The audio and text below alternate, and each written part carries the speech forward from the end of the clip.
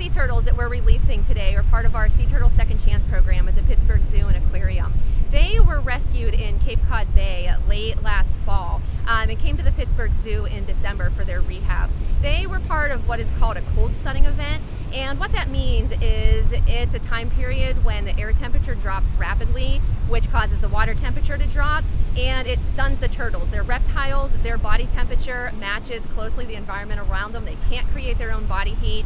And so when the water temperature drops, they become stunned, and basically they lose their function. They can't swim, they are unable to eat, and they just couldn't sustain very long in that condition. And so fortunately, there's teams of aquarists and volunteers along the coast that will help to pick up these turtles and bring them into our care. And so the 6 that came to us, whenever they arrived, the first parts of their rehab were slowly increasing their body temperature.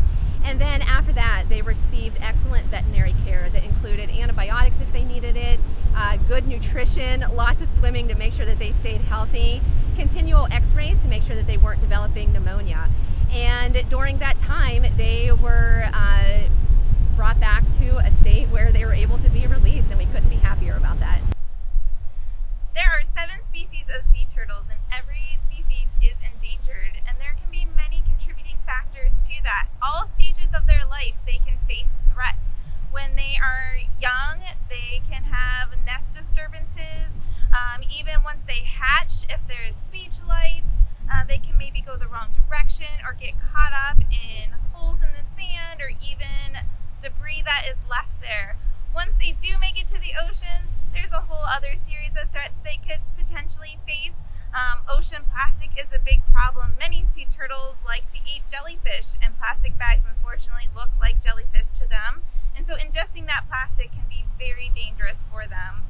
Also, sea turtles like to lay their eggs on the beach, and there have been lots of beach erosions, and so therefore if they come back to the beach where they hatched and it's no longer there, that could be a major problem, and we wouldn't have any new sea turtles being born.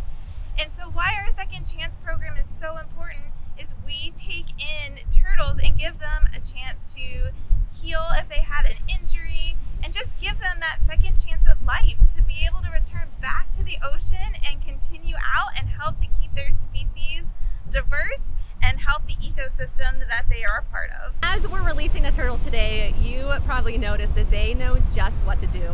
They are so ready to get back into their ocean home. All 6 that we released today are a little young for breeding yet. And so they're going to continue their life cycle. They're going to swim out into the ocean. They're going to continue to eat and grow strong. And in a few years, they'll be ready to come closer to the beach to lay eggs of their own for the first time.